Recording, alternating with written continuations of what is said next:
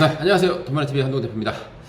여러분들의 재산 증식에 최대한 도움이 되는 그런 정보들을 가지고 찾아뵙도록 하겠습니다. 오늘은 이제 그동안 이제 올해 상반기에 우리 수소차 테마주라고 하죠. 상당히 많이 급등세를 보였던 바 있었습니다. 근데 이게 정부 정책에도 불구하고 상당히 오랜 기간 지금 주가 조정을 받고 있는 그런 상황인데요. 하반기에 또는 또 언제 다시 수소차로 또 부자 될 수 있을까? 자, 이런 좀 고민을 좀 해봐야 될 것 같아서 오늘 수소차 관련해서 좀 한 방에 정리하는 그런 시간을 좀 갖도록 하겠습니다. 우리 주식이라고 하는 것이 무조건 쫓아다녀서 매수해서 돈 벌 수 있는 게 아니거든요. 주가라는 것은 급등했다가 또 장기간에 눌림이 나오게 됩니다. 보통 이제 주가의 생애주기 있죠. 우리 신기술과 주가의 생애주기가 있는데 우리가 이제 산업 사이클이라는 게 있어요. 우리 이제 도입기라는 게 있고 그 다음에 성장기가 있습니다. 그리고 성숙기가 있죠. 그리고 바로 쇠퇴기가 있습니다. 도입기라는 건 뭐겠습니까? 기술이 처음 도입된 단계예요. 그러니까 이때는 주가가 올라가는 게 뭐냐면 테마주로 올라갑니다. 그러다가 이게 산업성이 있어 이제 정부의 지원도 나오고 뭐 막 되면서 올라갈 때 이건 뭐냐면 이제 산업이 되는 거거든요. 그러니까 테마주는 보통 바닥에서 한 대략 200% 정도 올라가면 거의 고점이 됩니다. 그리고 올라가는 시간도 짧아요. 한 3개월 내로 끝나게 됩니다. 이건 테마죠. 반면에 이제 산업으로 바뀌는 경우는 어떻게 되겠느냐? 주가 상승이 1년 이상 나오게 되죠. 슈퍼 사이클이 발생이 된다고 보시면 되겠습니다. 그럴 때는 주가가 바닥에서 뭐 적게는 500%, 많게는 1000%까지 올라가죠. 과거에 우리 전기차를 한번 떠올려 보시면요. 우리 10년 전에 이미 이명박 정권 때 이미 전기차라는 게 있었습니다. 그죠?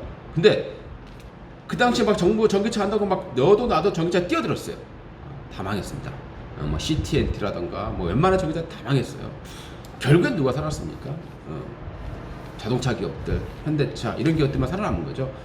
그만큼 이제 전기차라는 부분들도 보게 되면 처음에는 테마주로 올라갔다가 다 없어지고 이제 진짜 성장을 하면서 2차 전지 관련 종목들이 1000%씩 이상 급등했고요. 뭐 MLCC 관련 종목들도 1000%씩 급등했었습니다. 10배씩 올랐다는 소리죠. 자, 그러면 이제 수소차는 과연 그렇게 안 될 것인가 될 것인가? 요걸 좀 봐야 되는데 최근 이제 수소차에서 어떤 좀 뉴스가 나오고 있는가 한번 좀 지켜봐야 될 것 같습니다. 일단 최근에 나온 뉴스 보고 이제 수소의 꽃은 발전이다. 차를 넘어서 연료전지 발전기를 이제 얘기를 많이 하고 있는 거죠. 수소 경제라는 게 뭐겠습니까? 수소 경제는 자동차가 아니에요. 수소차가 아닙니다. 수소 경제라는 것은 큰 틀인 거고 그 안에 수소차가 있는 거죠. 자, 그 다음에 이제 BMW도 수소차 대전에 뛰어들었다는 뉴스가 나오고 있습니다. 그동안에는 한국하고 일본이 거의 뭐 세계에서 유일하게 수소차를 만들었던 나라가 되겠습니다만은 최근에 이제 BMW까지도 이 수소차 대전에 뛰어들고 있는 그런 상황이다라고 보시면 되겠죠. 그 다음에 또 뉴스를 한번 보시게 되면은 이낙연 국무총리가 수소 충전소 더 늘려야 된다라고 얘기했습니다. 우리가 이제 대통령은 외교 담당 그리고 국무총리가 경제를 담당하는 게 맞아요. 근데 이제 이낙연 국무총리가 이런 얘기를 했다. 그 다음에 전기차처럼 중국 같은 경우도 작정하고 키운다. 중국의 수소굴기의 얘기들이 나오고 있습니다. 그러니까 중국 같은 경우는 이미 뭐 수소차 중국이 뛰어드느냐 안 뛰어드느냐에 따라서 시장성이 바뀌게 되는 거죠. 전 세계에서 중국이 전기차도 가장 지금 비율이 높죠. 왜 그러냐면 중국이 왜 친환경차에 목숨을 걸겠습니까? 내연기관차로 하려니 독일이라던가 이런 명차들의 어떤 명성, 일본차 이런 것들을 따라갈 수가 없어요. 근데 전기차라 수소차는 어떻습니까? 동등한 입장이죠. 맞짱뜨는 거예요. 그러면 지금 먼저 투자하는 나라가 이기는 거 아니겠습니까? 그래서 지금 중국이 수소차를 뛰어들어야 수소차가 커질 수 있다고 보시면 되겠죠. 근데 최근에 중국이 수소굴기가 지금 나오고 있다고 보시면 되겠습니다. 그 다음에 또 독일의 수소 전문가가 한국산 수소 트럭이 유럽을 장악할 것이다. 이런 얘기를 했었어요. 뭐 경각심을 느끼기 위해. 왜냐하면 유럽 같은 경우는 지금 전기차도 약간 늦은 감이 있죠. 중국에 비해서. 수소차는 더 늦어요, 우리나라보다도. 그렇기 때문에 수소트럭 같은 경우는 한국이 또 가장 빠르지 않습니까? 그래서 그런 경계성, 빨리 유럽도 수소차에 좀 나서야 된다, 이런 경계성 발언을 한 걸로 보시면 될 것 같고요. 그 다음에 이낙연 총리가 수소경제 본격 시동했다, 연말까지 충전소 114개 보급해라 할 거다 얘기를 했는데, 사실 이게 가능성이 있을지 모르겠어요. 지금 몇 개 되지도 않는데, 물론 최근에 수소차가 이제 국회의사당에 설치가 됐죠. 올해가 얼마 안 남았는데 올해 안에 114개. 사실 이건 뭐 말이 안 되는 얘기인가 같고, 아무튼 뭐 그런 얘기를 했다는 부분들이 뉴스를 통해서 나오고 있습니다. 수소 경제라고 하는 부분들은 수소차가 아니에요, 그죠? 우리가 이제 수소차가 당장에 상용화가 막 어렵다 하더라도 수소 경제 자체가 어렵다, 이렇게 얘기하기 좀 어려웠던 거죠. 그래서 수소 경제는 할 수 있는 게 수소 스테이션, 뭐 수소 연료 장착, 그 다음에 우리 전력을 쓸 수 있겠죠. 그리고 수소 발전소가 있습니다. 그래서 큰 틀로 이렇게 되는 거고, 이게 되기 위해서는 아무래도 자동차가 먼저 돼야 수소 경제가 되기 때문에, 수소차는 꼭 수소 경제하면 꼭 수소차로만 생각하시는 분들이 많은데, 그것만 있는 건 아니다, 이렇게 좀 보시면 될 것 같습니다. 수소 같은 경우는 이제 이렇게 이제 생산이 되죠. 수소가 이제 생산되는 걸 보게 되면 화석연료로 만들어진 경우가 있고요. 이게 이제 천연가스라든가 바이오가스를 통해서 추출하는 것도 있고, 그 다음에 부생수소라는 게 뭐예요? 석유화학을 하다 보면, 우리 나프타를 분해해서 하다 보면, 원유를 정제하다 보면 그 안에 부생수소가 발생하게 되는 거거든요. 그 중에서 외부로 다시 나오는 것, 수소가 생산되는 것 대부분이 다시 재사용이 되는데, 그 중에서 한 23% 정도만 외부로 유통이 된다, 이렇게 보시면 되겠죠. 그러니까 부생수소가 많이 만들어져야 단가가 낮아지는데, 요게 생산성에 한계가 있다는 소리죠. 그러다 보니까 강하게 크지 못하는 이런 부분이 있는 거고, 또 만드는데 재생에너지를 하는 방법이 있죠. 전기라든, 그 다음에 이제 태양광, 뭐 풍력, 이런 것을 통해서 만드는 방법이 있는데, 사실 우리나라에서 이걸로는 타산이 맞지 않는 그런 상황이 되겠고요. 그 다음에 해외에서 수입해올 수 있겠습니다.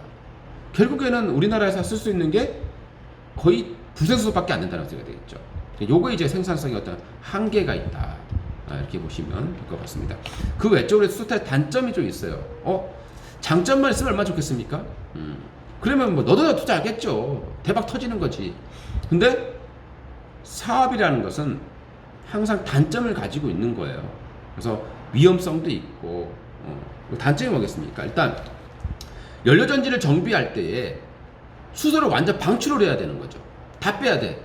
이거 어렵겠죠. 그러니까 이런 부분들이 어려운 거예요. 그 다음에 이제 대부분 부생가스에 의존하고 있다는 부분, 앞에서 말씀드렸듯이 이게 이제 가장 문제점이 되는 거고요. 그러다 보니까 킬로그램당 높은 가격이에요. 지금 현재 킬로그램당 생산 단가가 한 8,000원 정도 나오는데요. 향후 뭐 낮춰서 3,000원대까지 낮춘다고 합니다만은, 킬로그램당 100kg를 간다고 했을 때 6kg를 넣어야 되거든요. 600kg 타려고 그러면. 그럼 얼마입니까? 한 5만 원 더 나오겠죠. 그러니까 가스비보다 비싸고 경유 가격 정도 나온다고 보시면 되겠죠. 그러면 전기차 비교해 봤을 때 내가 왜 굳이 비싸게? 이렇게 되는 거죠. 그래서 이런 부분들이 아직까지는 전기차 대비해서 높기 때문에 가격 전형이 떨어진다는 거예요. 근데 나중에 이제 킬로그램당 가격을 낮춘다라고 했을 때는 높아지겠죠. 자, 그 다음에 이제 수소의 부피가 크죠. 그러다 보니까 이제 트럭에 실어가지고 와야 되는데, 에콰에서 오든 많이 길 가다가 많이 보셨을 거예요, 그죠? 파이프라인 길게 가지고 트레일러에다가 수소 이렇게 해가지고 많이 보셨을 겁니다. 그렇게 날라야 된다 소리인데, 운송 비용이 많이 나오겠죠. 뭐 그거야 뭐 어차피 우리 주유하는 거랑 뭐 상관없다. 전기차랑 비교했을 때는 상당히 좀 비싸다고 보시면 될 것 같습니다. 그 다음에 이제 충전소에서 허가된 인력만 충전하는 거예요. 전기차는 아무나 다 할 수 있는 거, 내가 스스로 충전할 수 있는 거 아니겠습니까? 주유소도 셀프로 할 수 있죠. 근데 수소는 위험성이 크니까 아무래도 허가된 인력만 충전한다. 그 다음에 이제 충전할 때 1시간에 3대만 충전할 수 있다는 거예요. 우리가 이제 충전할 때 3분 또는 5분 만에 완충을 한다고 돼 있지만, 문제는 뭐예요?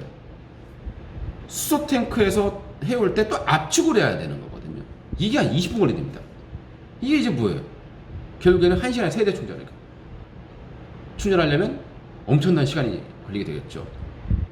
그리고 승용차에는 또 수소차가 적용이 좀 어렵다는 단점이 있습니다. 왜냐하면 효율이 안 맞아 떨어지니까. 우리 전기차는 배터리를 늘려야 되죠. 근데 수소차는 그게 아니라 수소 탱크를 늘리면 되거든요. 근데 수소 탱크가 어느 정도만 되면 되니까, 수소 탱크만 늘리면 되니까 승용차로는 쉽지 않은 거죠. 그래서 RV차라든가 SUV, 그 다음에 트럭, 수소, 버스, 여기에 많이 먼저 적용될 수밖에 없는 거죠. 그런 단점들을 가지고 있습니다. 그 다음에 각국의 수소차 지원 정책을 한번 봐야 될 텐데요. 일본은 2030년까지입니다. 2030 승용차 80만 대, 버스 1200대, 그리고 충전소 1200기, 1100기 정도 목표를 가지고 있고요. 그 다음 도쿄올림픽 수소경제 선언 예상이 되고 있습니다. 중국 같은 경우는 수소차 100만 대, 그리고 70만 위안을 보조를 하고요. 충전소 구축 비용의 60%를 지원합니다. 그리고 부생수소 있죠. 중국이 전 세계 부생수소의 30% 이상 차지하고 있습니다. 2,200만 톤을 만들어내고요. 그리고 이제 최근에 이제 중국 같은 경우에 이제 수소 굴기를 하고 있는데, 류기호 지역이라는 부분에 유엔 개발 계획이 수소 경제 시범 도시로서 최초로 유일하게 선정한 데가 바로 이제 류기호 지역입니다.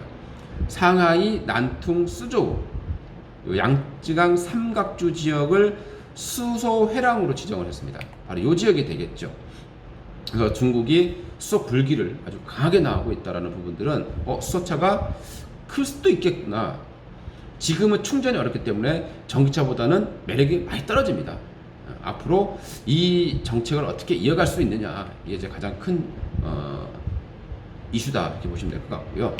그다음 유럽 같은 경우에 이제 H2 모빌리티라는 특수 설립 법인을 만들었습니다. 자동차 기업 6개하고 에너지 기업이 합작해서 만든 회사가 되겠고요.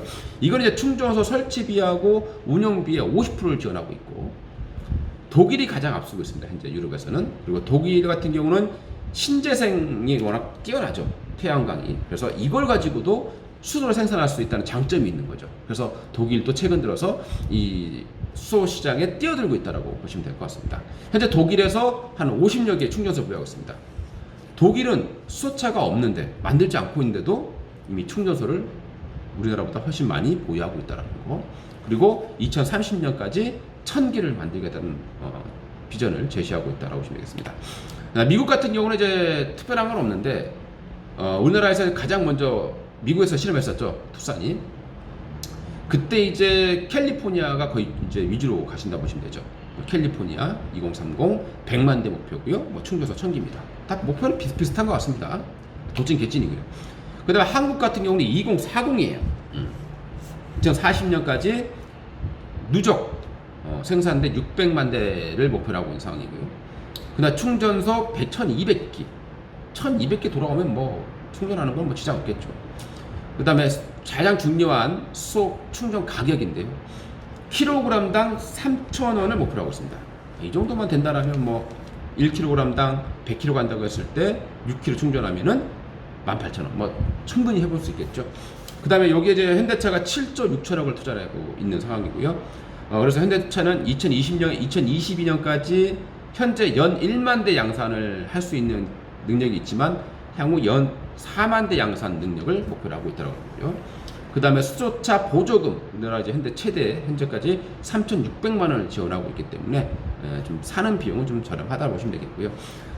특히 또 우리나라 같은 경우는 이제 사우디의 아람코와 이제 수소 경제에 대해서 MOU를 체결을 한 바 있습니다. 문제는 이제 뭘까요? 정책성입니다. 이 정책이 바뀌면 이게 다시 원점 가면 어떻게 되겠습니까? 원점 시키듯이 그럼 쪽박 차는 거거든요. 여기에 대한 우려감이 있다 보니까 투자가 쉽게 못 들어오고 있는 그런 상황이라고 보시면 될 것 같습니다. 자, 수소차의 이제 비교를 한번 해보시게 되면요. 세계에서 이제 3개 기업만 하고 있죠.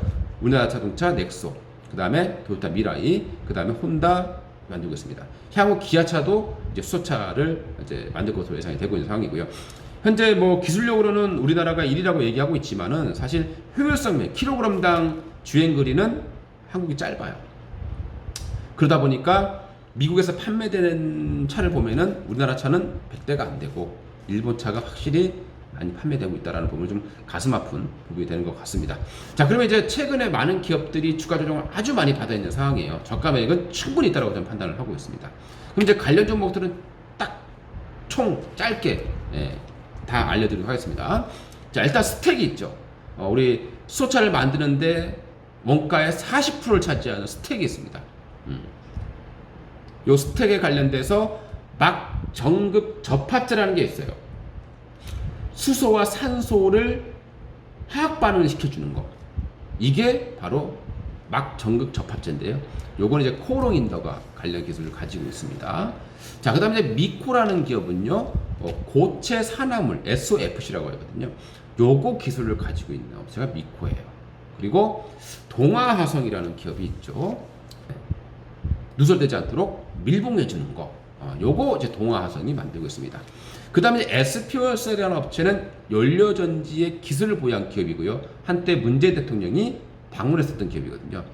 S퓨얼셀. 여기 이제 스택과 관련된, 연료전지와 관련되어 있는 사업을 하는 기업이다. 이렇게 요약해 보시면 될 것 같습니다. 자, 그 다음에 이제 별도로 쭉 보게 되면, 유니크라는 기업은 뭐 있습니다. 유니크라는 기업이 있는데요. 유니크라는 기업은 수소를 조절해야 될 거 아닙니까? 그죠? 수소 조절 밸브를 독점으로 공급했던 기업입니다. 자, 그 다음에 이제 뉴로스라는 기업이 있죠. 자, 뉴로스라는 기업은 공기 압축기예요. 공기를 끄집어 와야 될 거 아닙니까? 그래서 공기를 불어넣어줘야 되는 거죠. 수소니까 수소는 밖에 있는 공기를 끌어들여서 순수하게 만든 다음에 이걸 수소 반응시키기 때문에 뉴로스는 공기 압축기를 가지고 한호 시스템을 공급을 합니다. 그 한호 시스템이 공기 블로어를 현대모비스에 공급하는 이런 이제 단계적인 부분이 있다고 보시면 될 것 같습니다. 그 다음에 이제 GMB 코리아라는 기업이 있죠. 이거는 이제 전동식 모터 펌프를 만드는 기업이죠. 그 다음에 세종공업은 수소 센서와 압력 센서를 이제 만들고 있는 기업이고요. 그 다음에 이제 DK랑 이제 수소용 밸브 있지 않습니까? 요 밸브를 만들어주는 기업입니다. 그렇게 아주 수소차에 대해서 큰 소리는 아닌 것 같고, 그 다음에 한온 시스템, 에어블로워, 뉴로스로부터 받아서 공급을 하고 있고요. 그 다음에 에어 필터, 중요하죠. 공기가 들어오면 더러우면 안 돼요. 깨끗한 공기가 들어와야 되거든요. 그래서 에어 필터가 필요합니다. 그 다음에 전기 히터, 전기차라든가 수소차에 필요한 우리 전기 히터라든가 열교환기 이런 것들을 만들고 있는 기업이기 때문에 한온 시스템 수혜주고요. 그 다음에 성창 오토텍이라는 기업은 열 교환기를 갖다가 전량 수주했던 기업이다, 이렇게 보시면 될 것 같습니다. 그리고 이제 수소차 충전소와 관련되어 있는 기업이 있겠죠. 대표적으로 EM코리아라는 기업이 있습니다. 자회사가 수소차 충전소 설치를 했던 기업입니다. 저기 군산 지역이에요. 그 다음에 두산 퓨얼셀, 두산의 자회사죠. 부생 수소 연료전지를 만들고 있습니다. 한화와 함께 세계 최초로 부생 수소 발전소를 만든 기업이죠. 그 다음 풍국주정은 뭐하는 업체냐? 풍국주정 자회사 SDG라는 업체가 수소를 제조하고 있기 때문에 역시 수소 생산과 관련되어 있는 업체라고 보시면 되겠고요. 그 다음에 일진다이아는 자회사 일진 복합 소재가 있습니다. 일진 복합 소재가 바로 우리 자동차에 들어가면 수소 탱크가 있겠죠. 700바까지 견딜 수 있어야 됩니다. 그 탱크를 만들고 있는 기업이에요. 직접적인 수혜주겠죠. 그 다음에 NK도 마찬가지로 수소 충전소에 저장 탱크를 만듭니다. 차이점은 뭐겠습니까? 일진다이아는 자동차에 들어가는 거라 생각하시면 될 것 같고요. NK라는 업체는 수소 충전소에 들어가는 거니까 누가 돈을 많이 벌까요? 당연히 자동차에 들어가는 게 많이 벌겠죠. 자, 그 다음에 효성중공업이라는 기업이 있을 겁니다. 수소차 충전소를 설치했던 기업이고요. 그 다음에 JNK 히트라는 기업이 있습니다. 요건 뭐냐면 우리가 이제 왜 회사가 원래 석유화학에 들어가는 이제 발전소에 들어가는 이런 개질기를 많이 만들었는데, 이 업체가 바로 그 기술을 가지고 하루에 250에서 500kg 정도 수소를 생산할 수 있는 개질기 기술을 개발하고 있다라고 보시면 되겠습니다. 이렇게 해서 수소에 관련된 모든 정보를 다 알려드렸습니다. 우리 개인 투자가분들 부자 되는 그날까지 우리 돈마니TV가 응원을 하도록 하겠고요. 앞으로도 더 좋은 정보 많이 올려드리도록 할 테니까 좋아요와 구독 꼭 눌러주시기 바라겠습니다. 이상 돈마니TV의 한동훈 대표였습니다. 감사합니다.